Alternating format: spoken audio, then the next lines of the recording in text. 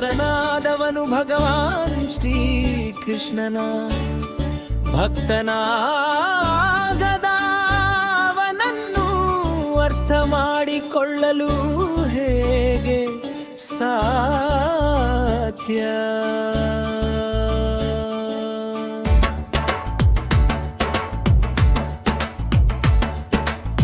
ಆದುದರಿಂದ ಭಗವದ್ಗೀತೆಯನ್ನು ಭಕ್ತಿ ಭಾವದಿಂದ ಸ್ವೀಕರಿಸಬೇಕು ಯಾರೇ ಆಗಲಿ ತಾನು.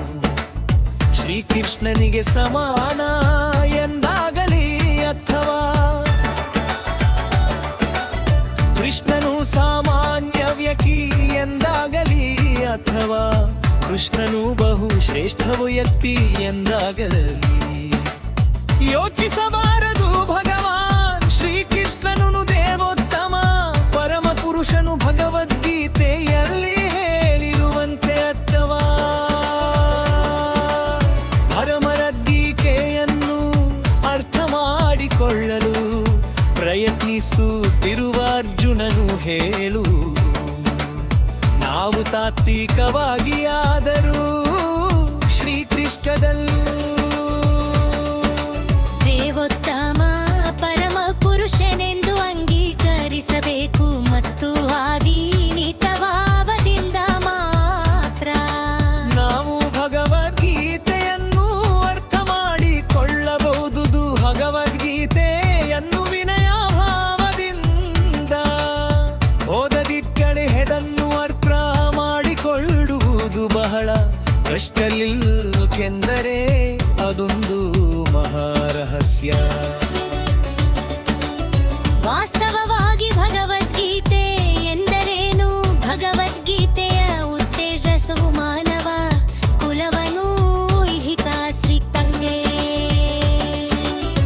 ಅಸ್ತಿತ್ವದ ಜ್ಞಾನದಿಂದ ಉದ್ಧರಿಸುವುದು. ಕುರುಕ್ಷೇತ್ರ ಯುದ್ಧದಲ್ಲಿ ಹೋರಾಡಬೇಕಾಗಿ ಒಂದು ಅರ್ಜುನದು ಕಷ್ಟದಲ್ಲಿ ತಂದೆ. ಪ್ರತಿಯೊಬ್ಬನೂ ಹಲವಾರು ಬಗೆಯ ಕಷ್ಟದಲ್ಲಿರುತ್ತಾನೆ. ಅರ್ಜುನನು ಕೃಷ್ಣನಿಗೆ ಶರಣಾಗತನಾದನು. ಇದರಿಂದಾಗಿ ಗೀತೆಯ ಉಪದೇಶವಾಯಿತು. ಅರ್ಜುನನು ಮಾತ್ರವೇ ಅಲ್ಲ, ನಮ್ಮಲ್ಲಿ ಪ್ರತಿಯೊಬ್ಬನೂ ಅರಿಕ ಅಸ್ತಿತ್ವದಿಂದಾಗಿ ಆತಂಕದಿಂದ ಬೂದಿ ಹೋಗಿರುತ್ತಾನೆ. ನಮ್ಮ ಅಸ್ತಿತ್ವವೇ ಅಸ್ತಿತ್ವರಹಿತ ವಾತಾವರಣದಲ್ಲಿದೆ. ವಾಸ್ತವವಾಗಿ ಅಸ್ತಿತ್ವರ ಯುಕ್ತದ ಭಯ ನಮಗಿರಬಾರದು. ನಮ್ಮ ಅಸ್ತಿತ್ವವು ನಿತ್ಯವಾದದ್ದು ಆಯೇ ಹೇಗೋ ಏನು ನಾವು ಅಸತ್ತಿನಲ್ಲಿ ಸಿಕ್ಕಿಕೊಂಡಿದ್ದೇವೆ. ಅಸತ್ಯೆಂದರೆ ಯಾವುದು? ಅಸ್ತಿತ್ವದಲ್ಲಿಲ್ಲವೋ ಅದು.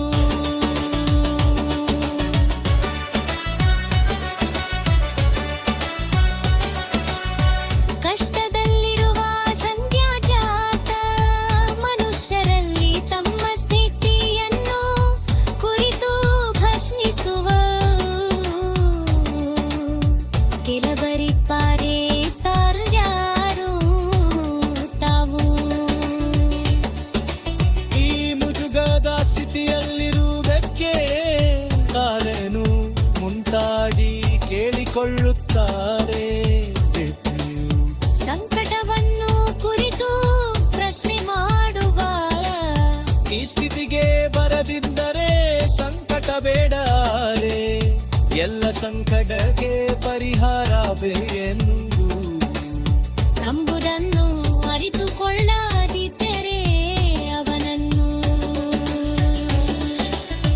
ಪರಿಪೂರ್ಣ ಮನುಷ್ಯ ಎಂದು ಪರಿಗಣಿಸಲಾಗುವುದಿಲ್ಲ.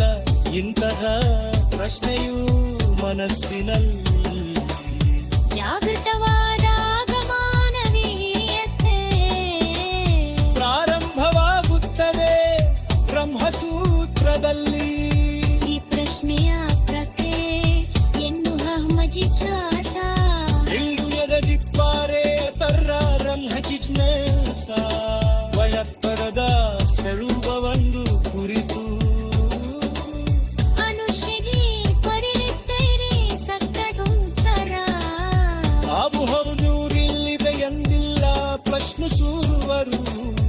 ಭಗವದ್ಗೀತೆ ಎಂದು ಬರ್ತಾ ಮಾರಿ ತುಗ್ಗಲ್ಲ